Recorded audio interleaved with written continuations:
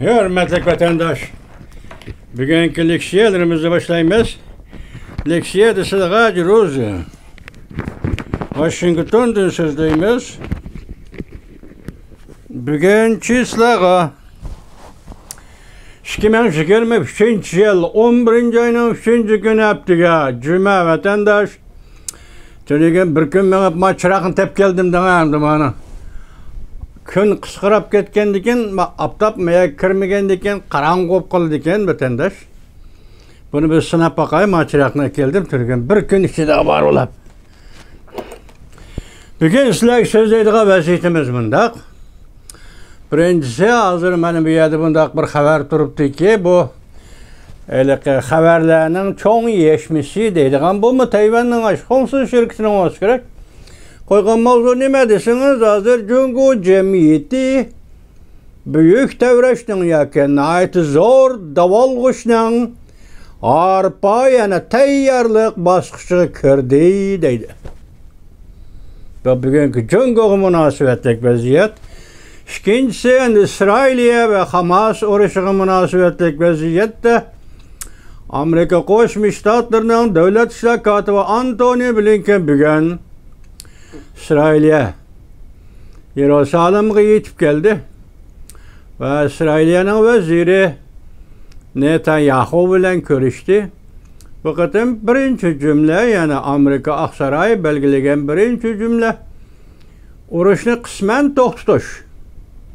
Yani kısmen toxtuş bu uzun kısil toxtuşun direkt vermeydi. Kısmen toxtuş. Doğrusu da hazır Orta Şark'a yetip geldi. Bu yerden andın Devlet İşler Katibi Antony Blinken Japonya, Kore, Asya devletlerine ziyaret kıldı vatandaş. Bu bir vaziyet. Andı üçüncü xil bir vaziyet. Endi bunu mesela devamlı leksiya sözlep kelivatımın ismini atap Aksaray, ismini atap emas, harikatın gavdilik siyasetlerini oturgelip çıkkanda değil. Aksaray maslaştırış. Yukarı derecelik emeldarı Kurt Campbell'ni Prezident Joe Biden bu kıtım Amerika Koşmuş Ştatları Devlet Mahkemesi'ne ikinci kol siyasi rehber yani ikinci kol siyasi rehber kılıp tayin ediyor vatandaş.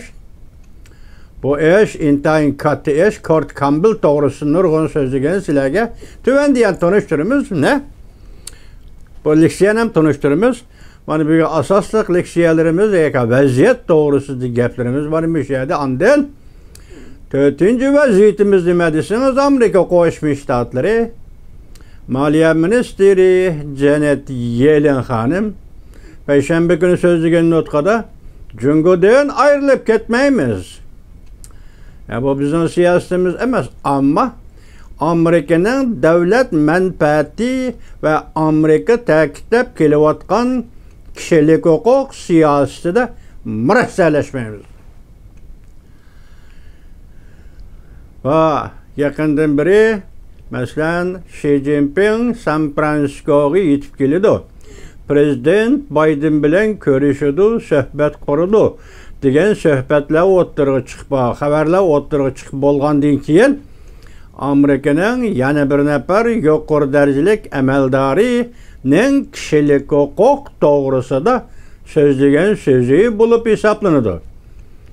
Mesela Wang Yi Taşqi İşler Ministeri Amerika'ya yetip kelgende entayın söz gör haberlerde yani söz gör haber buluşu kerek bulgan haber kişilik hukuk degen bu söz axbarat sahasıda kam uçraydigan bulup kalgan edi vatandaş.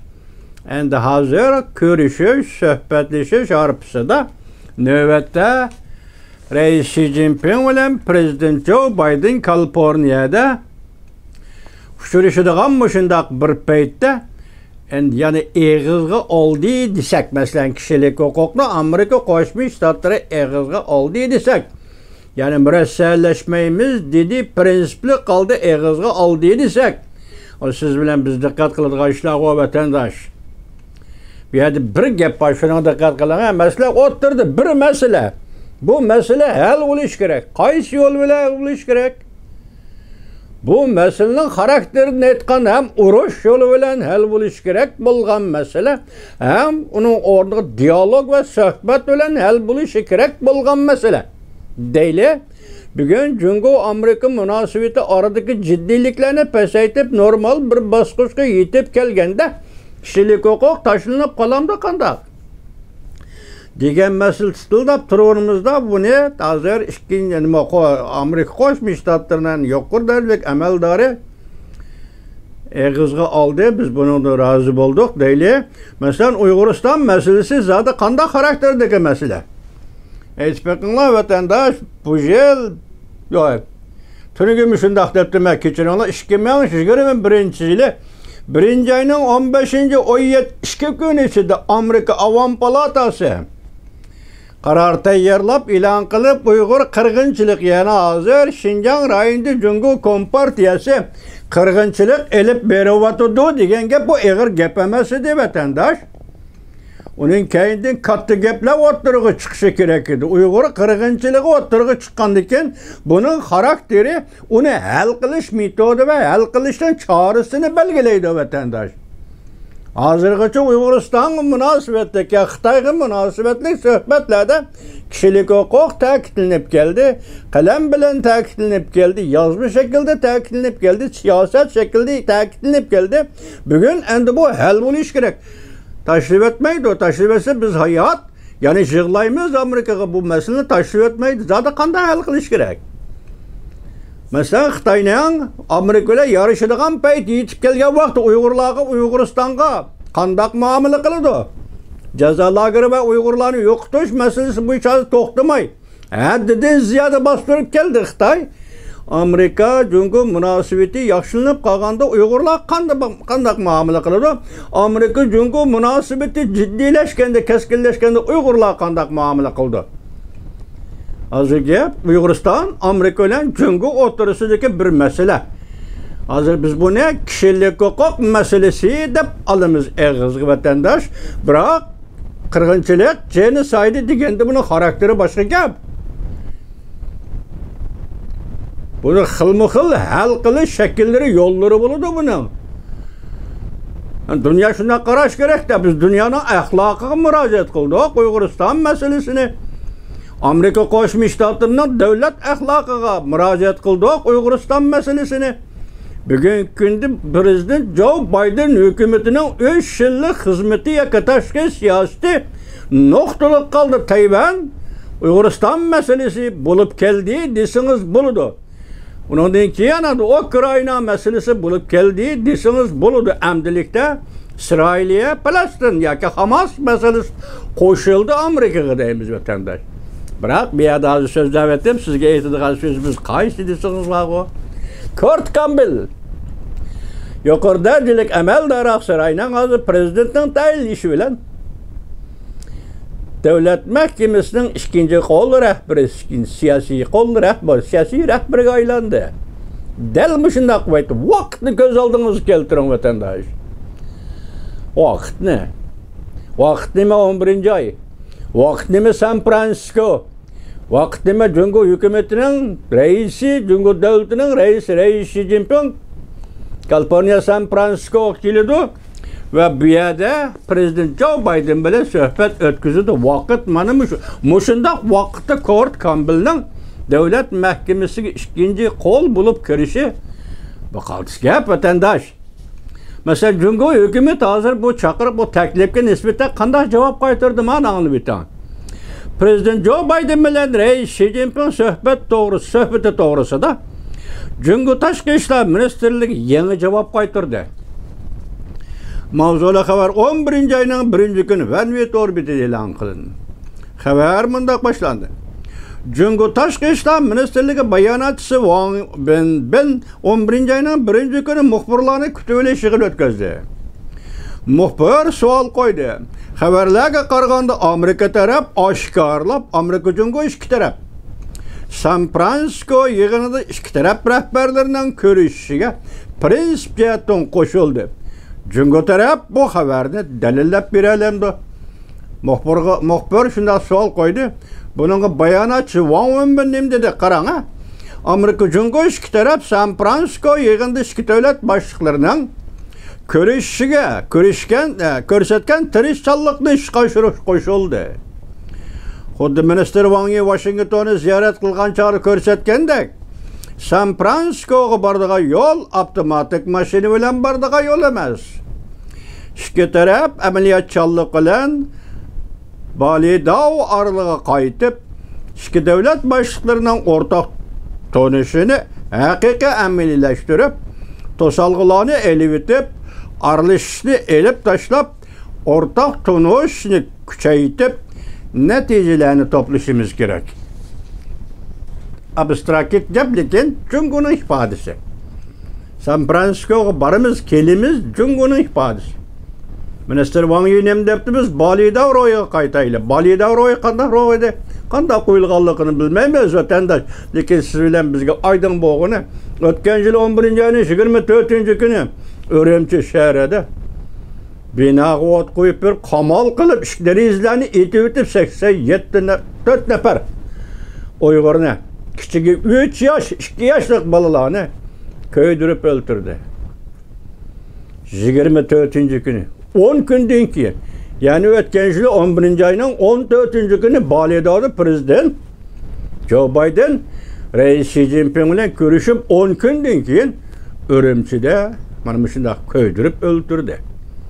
Demak, bu chog'da biz buningda nima ko'ramiz? Prezident Joe Biden masalani o'ttirib qo'ydi, lekin qattiq qo'ydi. Buning javoban Jungo hukumati Reis Xi Jinping Urumchida 84 nafar Uyg'urni ko'ydirib o'ldirib javob berdi. Bu chekinashga qo'pollikqa. Shunaqmi ya? Vatandashi bu chekinashgan qo'pollik. Bugun endi sizlarga tayyorlagan leksiyamizdan birni to'g'ri topshirimiz anglang vatandaş.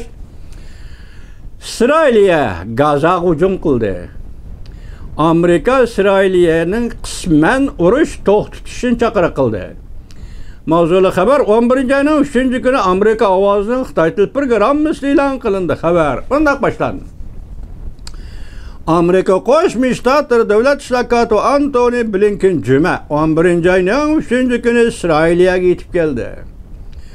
Urushni qisman doirada to'xtatishni chaqiriq qildi. İnsanparvarlik yordamining Gazaga kirishiga yo'l qo'yishni murojaat qildi. Shundaqli Isroilga mundaq ko'rsatdi.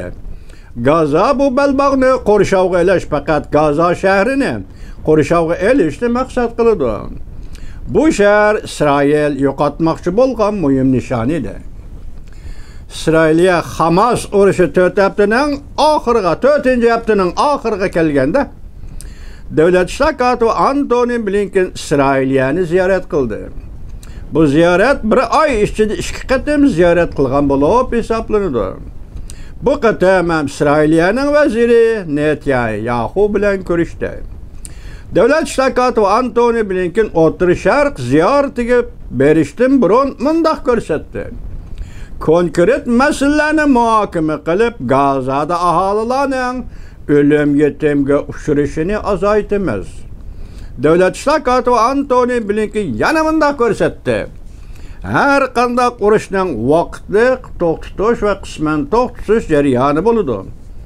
Lekin İsrailning o'zini qo'g'dishini to'sib qolg'ili bo'lmaydi.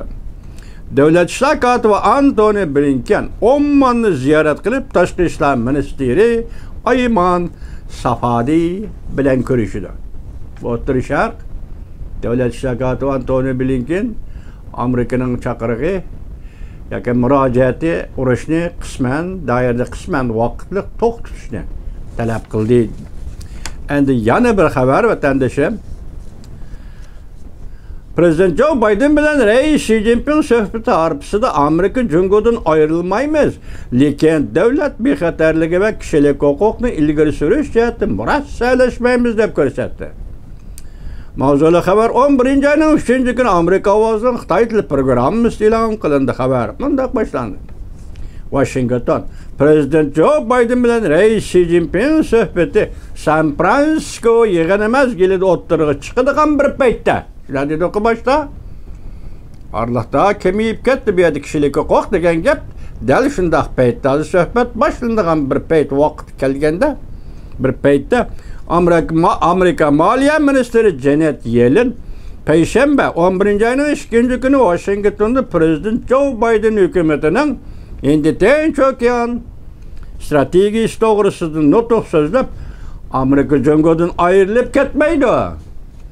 Lekin döwlet bexaterligi we kişilik hukukny ilgiri sürüş bilen birge iki tarapga menfaatlik iqtisadi münasibetlerge ve iki döwlet hemkarlaşyp dünýäwi hyrslarga takabul turuşga izlenedi dep gaýtýar idi.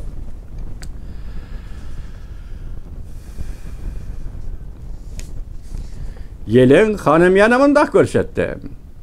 Bu rayon yani Hindi-Tinç okyanı rayonu Amerika ve bütün dünya için mühim stratejik yer. Şikəlliğe odul inkas qaytırıp Amerika Hindi-Tinç okyanı rayonu erken eçibitilgen, özara alaqalışıdığın, güllengen, bexatar ve evrişem hususiyetki ige Hindi-Tinç okyanı rayonu qilib kurup çıkışqa bar küçüne sərp qılıdı. Demek hazır biz sezgürlük bilen kütüp oltadık. Sadı bu söhbet ceryanı da yaki söhbet harpısı da kişilik hukuk meselesi oturup çıkandı yok. Digen mesele ben tüncü bulup bugün derece tüven bolsun bile ki yani Amerika'nın yokur derecelik emeldari Maliye Ministeri Janet Yellen hanım yok arkadaş fikir bayan kıldı vatandaş.